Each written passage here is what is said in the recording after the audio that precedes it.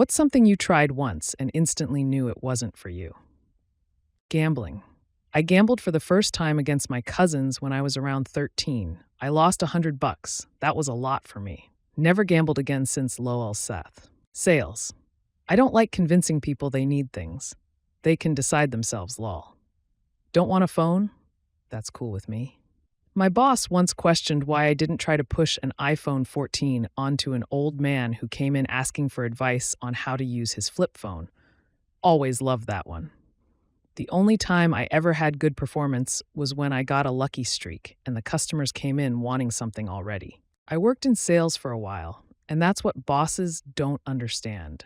If you sell the right product to the customer, they will come back and/or tell their friends that they can trust you. If you start overselling stuff, they will hate you and never come back. I was the only person making my yearly objective, and I never pressured anyone to buy anything. And my boss had to criticize me, so she told me I should wear more lipstick.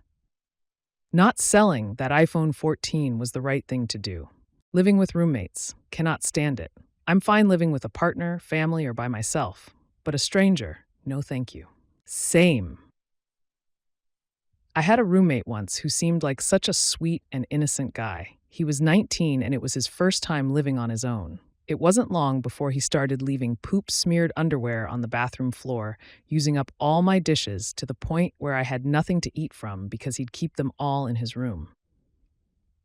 When he's asked for them, he'd dump all the dirty dishes in the kitchen and wouldn't clean them. He didn't do laundry. He would wait till he visited his mom once every 2 months so she could wash them for him. He started smelling so bad that I had to put a towel under my bedroom door so the smell wouldn't come in. It was horrific, lol. Me and my partner had to tell his parents when they came to visit, and they were mad at me and my partner because we weren't understanding enough of a 19-year-old and should be patient. We ended up having to evict him. Manual labor. My grandfather did construction.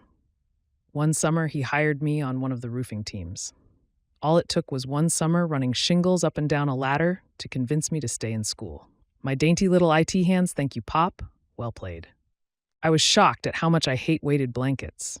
People say so many good things about them.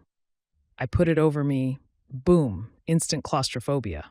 I don't even have claustrophobia, except with weighted blankets. Jogging. I'm in good shape, so it wasn't solely for health reasons.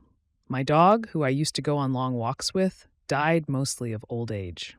I wasn't ready to get another dog, so I decided that jogging would be a great hobby.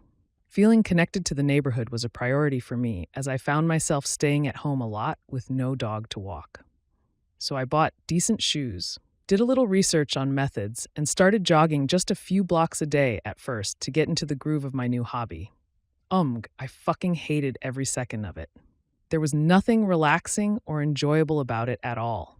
And I got home every night feeling like I was foolishly making a walk punishing, taking a walk punishing, rather than fun. About 2 weeks in, I stumbled and fell, scraping my hands up a little. I walked home, put my new shoes in a closet, and never jogged again. I adopted a new dog about a week later. Very early in my career, I was transferred across the country to another branch. I didn't know anyone and needed more money, so I took an evening telemarketing job.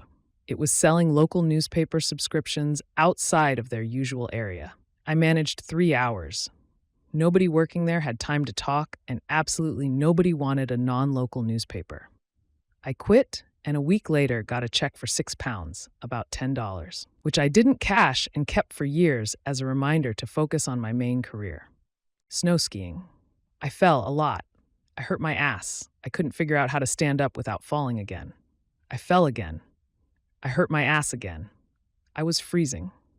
It took me another 5 minutes to stand up just so I could fall yet again and get even colder. Tiny children were whizzing by me like they were competing in some weird kindergarten version of the X Games. I am not cut out for skiing. IPA beers.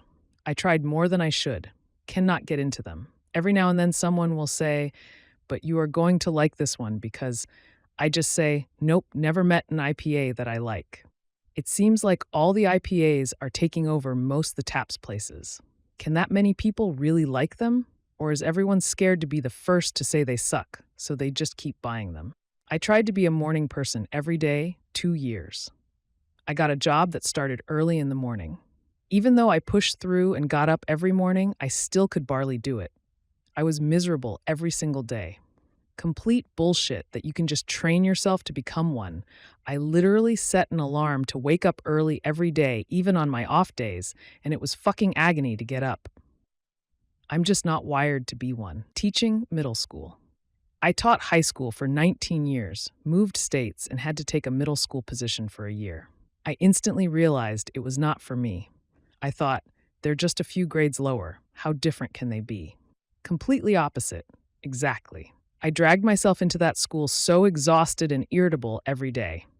I quickly realized that one middle schooler with bad behavior equals 5 high schoolers with bad behavior. My humor went right over their heads.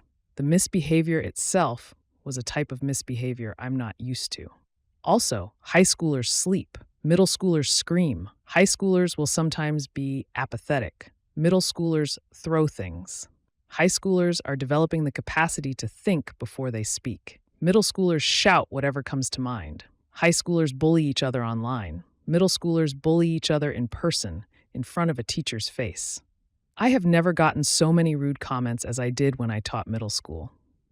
Oh Lord, this one still makes me feel awful. I was at the Houston Zoo with my wife.